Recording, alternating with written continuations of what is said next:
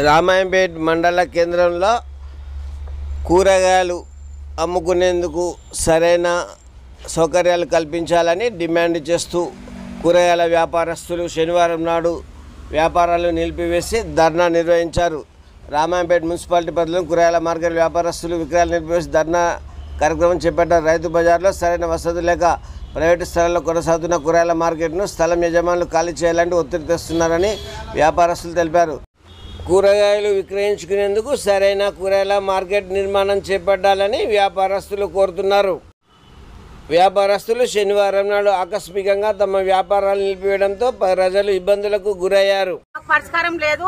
మాకు ఎవరో పెద్ద మనుషులు కలిసి మాకు మార్కెట్ మాకు సంబంధించిన జాగా కావాలి. మార్కెట్ కూరగాయల మీద జాగా కావాలి.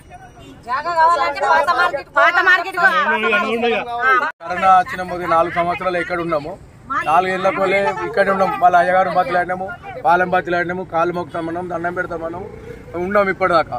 నిన్న రాత్రి వచ్చి ఉట్టిగా అనవసరంగా పిల్లగాడు కొట్టిండు. ఆయన పోలు తైబార్, ఆయన భూమా రమేష్, ఆయన తైబార్ అని కొట్టిన వాళ్ళు. రాత్రి 50-60 మంది వచ్చి చేస్తామంటే వాళ్ళు కాలు మొక్కుతామనంటే మీ కాలేజ్ మొక్కుతారు బిడ్డ, మేము మా కాలు మొక్కలుతున్నాం, రేపు పొద్దుగాల వచ్చి చేస్తామనంటే ఇప్పటిదాకా మున్సిపల్ చైర్మన్ ఫోన్ చేసారు.